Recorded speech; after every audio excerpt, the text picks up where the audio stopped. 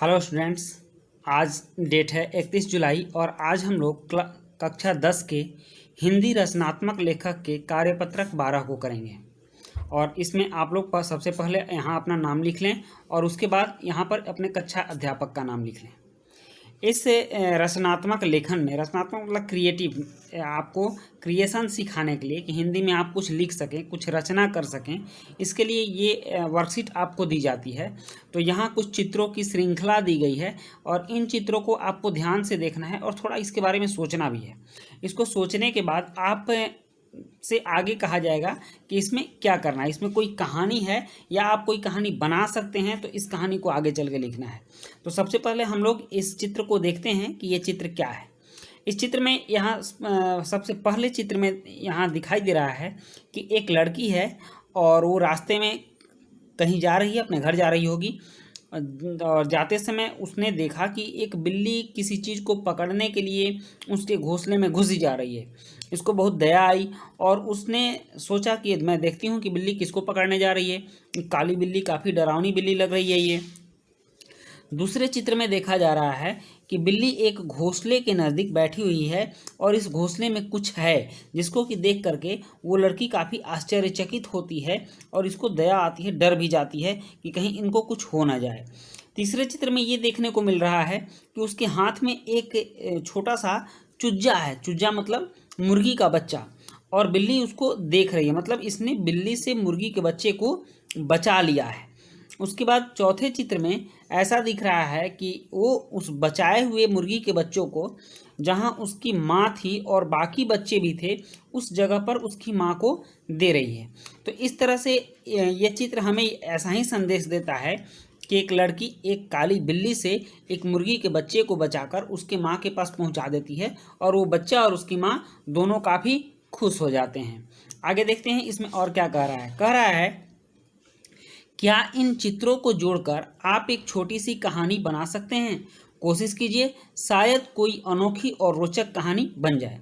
तो चलिए अब हम लोग एक कहानी लिखते हैं और कहानी में सबसे पहले पात्र का होना जरूरी है, तो पात्र का नाम भी होना चाहिए। तो पात्र इसमें ये लड़की है, तो इस लड़की का हम कोई अच्छा सा नाम खोज लेते हैं और अच्छा सा नाम में कुछ भी नाम रख सकते हैं आप, रिंकी, पिंकी, डिंकी, मिंकी, कुछ भी। तो हम लोग इसका नाम पिंकी रख लेते हैं। तो लिखते हैं कि पिंकी एक बार घर जा रही थी। क्या इसको दूसरे पेज पर लिखते हैं, थोड़ा स्पष्ट लिखाएगा। पहले चित्र के अनुसार कि एक बार की बात है, पिंकी अपने घर जा रही थी। अपने घर जा रही थी। रास्ते में उसने एक काली बिल्ली को देखा जो किसी को पकड़ने जा रही थी। पकड़ने जा रही थी। पिंकी ने जब नज़दीक जाकर देखा तो वह शॉक्ड हो गई।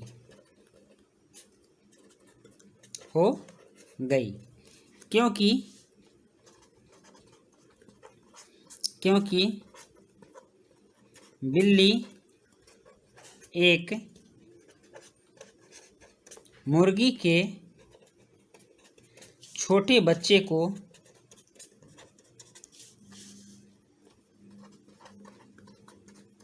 पकड़ने जा रही थी।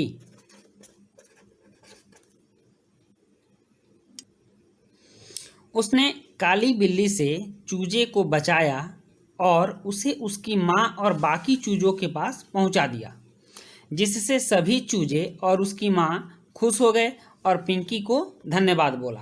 तो ये आपकी एक छोटी सी स्टोरी बन जाती है उस पिक्चर को देखने के बाद। तो इस स्टोरी को आप लोग लिख लेंगे इस जगह पे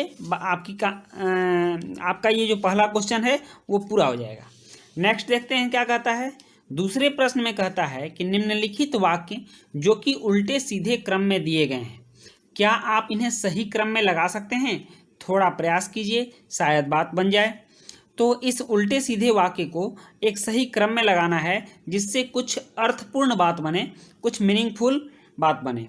तो इसमें सबसे पहले हम देखते हैं कि कहा जा रहा है कि अपने दोस्तों और परिवार के सदस्यों के साथ अपने विचार साझा करना और उन्हें अपनी भावनाओं को व्यक्त करने का अवसर मिलता है।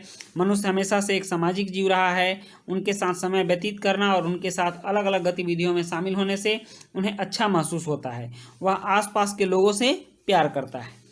तो हम लोग देखते हैं कि ये कैसे हो सकता है।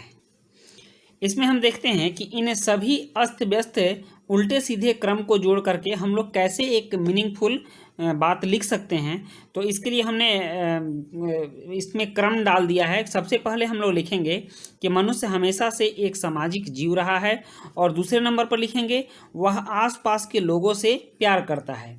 तीसरे नंबर पर होगा अपने दोस्तों और परिवार के सदस्यों के साथ अपने विचार साझा करना, और चौथे नंबर पर और उन्हें अपनी भावनाओं को व्यक्त करने का अवसर मिलता है, और पाँचवें नंबर पर होगा उनके साथ समय व्यतीत करना और उनके साथ अलग अलग गतिविधियों में शामिल होने से उन्हें अच्छा महसूस होता है। तो इस तरह से ये एक पूरा क्रम से एक मीनिंगफुल पैसेज बन जाता है मनुष्य के बारे में।